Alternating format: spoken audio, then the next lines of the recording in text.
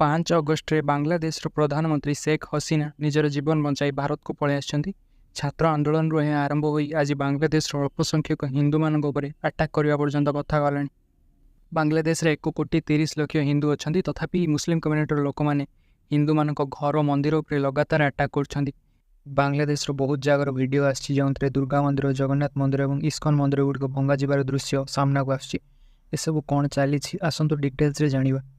ବାଂଲାଦେଶର ଏବେ ଯେଉଁ ଅବସ୍ଥା, ଏହା ଆରମ୍ଭ ହେଲା ଛାତ୍ର ଆନ୍ଦୋଳନରୁ। କୋଟା ସିଷ୍ଟମ ଉପରେ ସନ୍ତୁଷ୍ଟ ନଥିବାରୁ ଛାତ୍ରମାନେ ଆନ୍ଦୋଳନ ଆରମ୍ଭ କଲେ।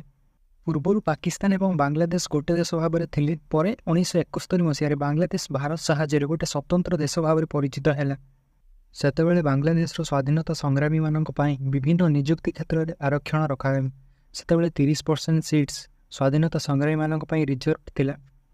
10% ସିଟ୍ସ ସେହି ମହିଳାମାନଙ୍କ ପାଇଁ ଯେଉଁମାନେ ସ୍ୱାଧୀନତା ସମୟରେ ଅତ୍ୟାଚାର ସହିଥିଲେ। ଆଉ 40% ସିଟ୍ସ ପଛୁଆ ବର୍ଗ ଜିଲ୍ଲାରେ ଥିବା ଲୋକମାନଙ୍କ ପାଇଁ। ତାପରେ 25 ବର୍ଷ ପରେ ଏହି କୋଟା ସିଷ୍ଟମକୁ ଚେଞ୍ଜ କରାଗଲା, କାହିଁକିନା ସେତେବେଳେ ସ୍ୱାଧୀନତା ସଂଗ୍ରାମୀମାନଙ୍କର ମୃତ୍ୟୁ ହୋଇସାରିଥିଲା। 1997ରେ ଯେଉଁ କୋଟା ସିଷ୍ଟମ ଆସିଲା, ସେଥିରେ ସ୍ୱାଧୀନତା ସଂଗ୍ରାମୀମାନଙ୍କର ପିଲାମାନଙ୍କୁ ରିଜର୍ଭେସନ ଦିଆଗଲା। ତାପରେ 2010ରେ କୋଟା ସିଷ୍ଟମରେ ପୁଣି ଚେଞ୍ଜେସ୍ କରାଗଲା। ଏଥିରେ ସ୍ୱାଧୀନତା ସଂଗ୍ରାମୀମାନଙ୍କର ନାତି ନାତୁଣୀମାନଙ୍କୁ ଆରକ୍ଷଣ ଦିଆଗଲା। 56% ଜବ୍ସ ଡିଫରେଣ୍ଟ ଲୋକମାନଙ୍କ ପାଇଁ ରିଜର୍ଭ ଥିଲା।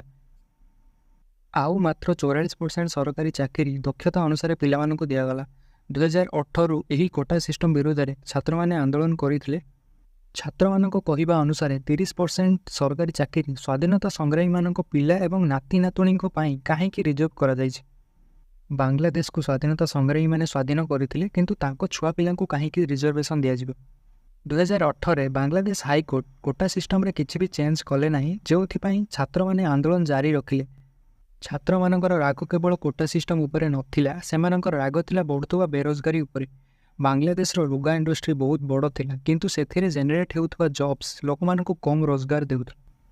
ଆଉ ସରକାରୀ ନିଯୁକ୍ତି କ୍ଷେତ୍ରରେ ଭେକେନ୍ସି ବାହାରିବା ପୁରାପୁରି ଭାବରେ କମି ଯାଇଥିଲା।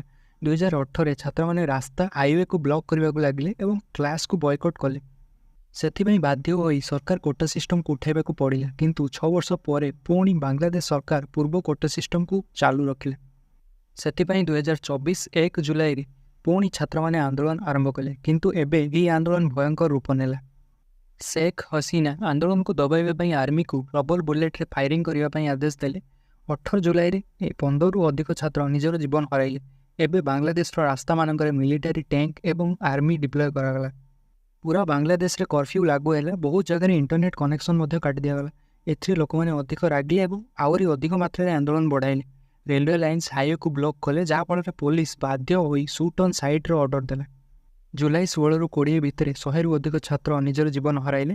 21 ଜୁଲାଇରେ ବାଂଲାଦେଶର ସୁପ୍ରିମକୋର୍ଟ ରିଜର୍ଭେସନକୁ କମାଇଲା।